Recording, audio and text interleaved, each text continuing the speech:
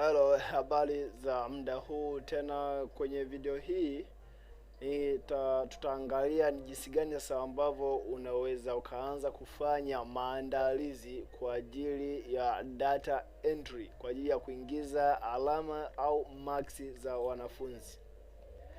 Na ili kufanya hivyo tu, kuweza kuingiza alama za wanafunzi kwenye mfumo, ni lazima uanze na kitu ambacho kinaitwa setting up an examination for data entry. Na hii hapa tutaanza kwa ngazi ya O level. Tuangalie ni jinsi gani sasa ambavyo unaweza ukaandaa mazingira ya walimu kuweza kuingiza alama za wanafunzi kwenye mfumo huu wa newvemo.com.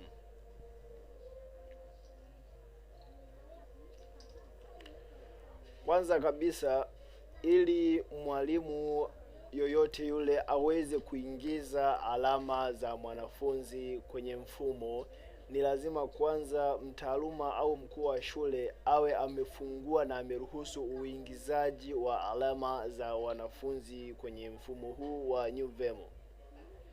Cha kwanza kabisa ambacho unahitaji kukifanya, utaenda kwenye sehemu ambayo pameandikwa settings, utabonyeza.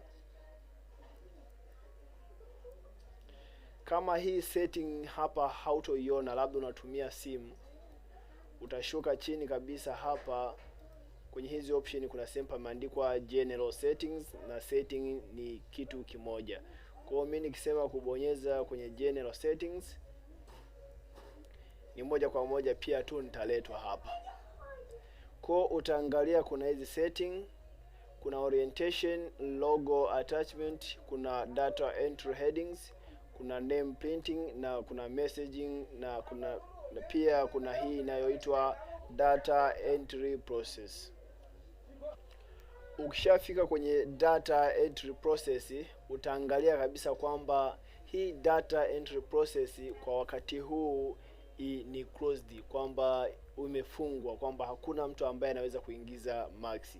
Kwa ili kuruhusu sasa uingizaji wa alama ama marks, utaweka kasa yako ama hiyo nili radio button yako kwenye open. Ukishaweka kwenye open, unakuja unabonyeza save changes. Ukishabonyeza save changes, basi ni moja kwa moja mfumo wako utakuwa umejua kabisa kwamba sasa hivi uingizaji wa alama kwa shule fulani upo wazi. Kwa hiyo baada ya kufanya hivyo, baada ya kuhakikisha kwamba uingizaji wa alama upo wazi kwa sasa hivi, kwamba ni tayari mkuu ama mtaaluma ameshafungua uingizaji wa alama katika mfumo, kitu cha pili itabidi uende kwenye sehemu, kwenye menu iliyoandikwa examination. Baada ya kwenda kwenye examination, utashuka chini. Baada ya kushuka chini, utakuta sehemu imeandikwa set up, utabonyeza. Hii ni examination setup, yani activate an examination for data entry. Wanakuambia kabisa kwamba hivi currently no active examination found. Na hapa ukisoma instruction pia kuna maelekezo ya nini maana ya hii setup. Ila tu kwa ufupi ni kwamba kwenye hii examination setup, hapa ndipo utaweza kusema, je, ni mtihani gani ambao walimu sasa hivi wanauendea kuweza kuingiza marks za wanafunzi. Kwa mfano, marks ambazo zitahitaji kuingizwa kwa sasa hivi labda ni za form 1 mpaka form 4. Kama labda walimu inatakiwa waingize marks za form 1 peke yake, basi utachagua form 1. Kama ni form 2 peke yake, utasema form 2. Ila kama unataka kuingiza madarasa yote, basi utasema all. Je, na hawa walimu wanahitaji kuingiza mtihani wa aina gani? Je, huo mtihani, hizo alama za wanafunzi za mtihani upi? Je, ni test ya majaribio, annual examination, ni tahosa au moko? Kwa kama ni testi, utasema tu kwamba hili ni jaribio. Je, ni somo gani? Je, kuna ni somo, kwamba ni somo gani ambalo litahitaji kuingiziwa alama? Je, ni somo moja tu ama ni masomo yote? Kama ni masomo yote yanahitaji kuingiziwa alama, basi usichague somo lolote hapa, unaacha hivyo hivyo. Baada ya hapo unasema, je, huo mtihani ulifanyika mwaka gani? Mtihani huo uliweza kufanyika mwaka 2020. Na je, mwaka 2020, na huo mtihani ulifanyika mwezi gani? Basi utasema huo mtihani, tuseme labda uliweza kufanyika mwezi wa 9 au tuseme mwezi wa 7. Ni testi ambayo imeweza kufanyika mwezi wa 7. Baada ya hapo utasema submit setup, utabonyeza.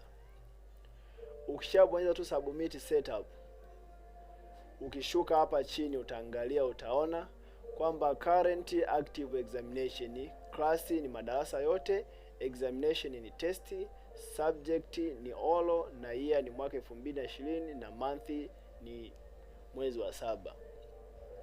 Kwa hiyo mwalimu yoyote yule atakayeingia kwenye akaunti yake kwa ajili ya kuingiza alama za wanafunzi, basi mfumo utakuwa kila anapoingiza alama itajua kabisa hii alama aliyoingiza ni either ya form 1, form 2, form 3 au form 4, na examination type itakuwa ni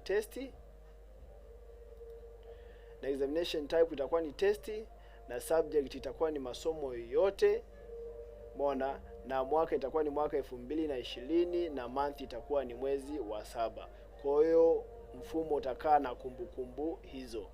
Na hakikisha ili mwalimu aweze kuingiza alama, hakikisha hii button hapa ipo active na data entry kule kwenye setting ipo open.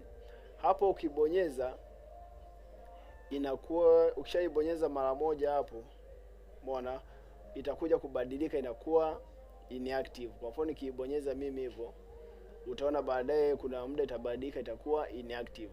Ikishabadilika kuwa inactive, basi kwa misingi hiyo, basi hakuna mwalimu ambaye anaweza kuingiza mtihani. Kwa hiyo inatakiwa taarifa zako zibaki kuwa active ili mwalimu aweze kuingiza alama kwenye mfumo. Kwa misingi hiyo sasa, hapa tayari tutakuwa tumeandaa mazingira ya mwalimu kuweza kuingiza maksi za wanafunzi. Kwa msingi huo sasa,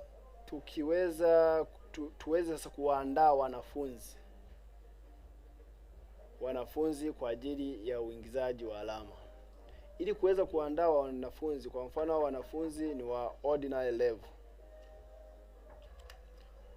Kwa mfano kwa sasa hivi hapa ukiweza kuangalia kuna neno ambalo limeandikwa inactive. Kwa mtihani ukiwa inactive, basi mwalimu hawezi akaingiza alama. Kwa hiyo inabidi ubonyeze. Ukishabonyeza hivyo, make sure inakuwa active. Hapo ndipo mwalimu atakuwa na ruksa ya kuweza kuingiza alama kwenye mfumo. Kwa kitu kingine sasa ambacho sasa hivi tunahitaji kuweka maandalizi kwa ajili ya uingizaji wa alama, itabidi twende tukafanye student sorting ili kila mwanafunzi aweze kupewa index namba yake kwa ajili ya kuingiziwa alama zake. Kwa hiyo ili kuweza kufanikisha hilo, utaenda sehemu ambapo pameandikwa ordinary level, utabonyeza. Baada ya kubonyeza, utakutana na option ambayo imeandikwa register. Utabonyeza register. Baada ya kubonyeza register, utaenda sehemu ambapo pameandikwa sorting. Ukishaenda kwenye sorting, basi hapa ndio ukumbi ambao utawaandaa wanafunzi ili wakae katika mtiririko kwa ajili ya kuingiziwa maksi au alama zao. Kwa kufanya hivyo, utakuja utachagua labda form 1. Baada ya kuchagua form 1 hivyo, ni lazima pia uje kuchagua stream. Umeona kwamba unakuwa unawafanyia sorting hao wanafunzi kwa stream zao. Kwa mfano hapo nitakuja kusema labda stream A wa mwaka 2020 ndio tunaohitaji kuwafanyia sorting. Kwa hiyo ukishabonyeza hapa, itakwambia please wait while processing. Kwa hiyo utaacha mfumo wako utaendelea kukupangia wanafunzi wako. katika hali ya kuweza kuwaingizia alama, na hapo itakwambia kwamba students selected have been sorted successful. Hasa pia kama hao wamefanikiwa walikuwa ni form 1 A, basi utaenda unaweka form 1 B, C mpaka D. Umeona? Baada ya kufanya hivyo utakuwa umewaweka wanafunzi wako katika mtiririko wa kuweza kuingiziwa alama. Kwa hiyo utafanya hivyo kwa madarasa yote na mikondo yote. Baada ya kufanya hivyo, kuna baadhi ya watu mfumo wako utaweza kuwapangilia kwa alfabeti wanafunzi wako, kuanzia kwenye A mpaka Z. Kwa hiyo mwanafunzi mwenye jina lenye A litaanzia mwanzo, B, C. Kwa hiyo hata zile script zako za matokeo itabidi uzipange katika mtiririko hivyo, kwamba A, B, C, D, yale majina kulingana na majina yao.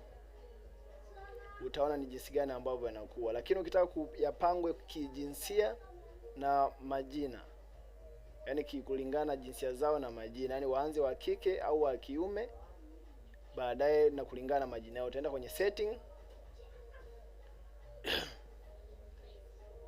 Ukishafika kwenye setting, kuna sehemu amesema student sorting. Kwenye student sorting hapo utasema by name and sex, then una save changes.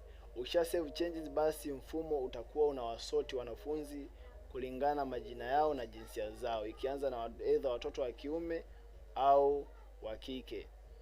Baada ya hapo utarudi kwenye register, kwenye ordinary level, then register. Utaenda kwenye sorting, utasema nahitaji wanafunzi wa form 1, utachagua stream na mwaka. Baada ya kufanya hivyo utabonyeza sorting. Baada ya hapo utaambiwa kwamba students selected have been sorted successful. Baada ya kupata ujumbe huo, basi hiyo ni moja kwa moja kabisa kwamba mfumo unakuwa umeshaandaa mazingira ya wanafunzi kuweza kuingiziwa alama za mitihani yao. Kwa hiyo sasa hivi hata kama ukisema kwenda kwenye data entry,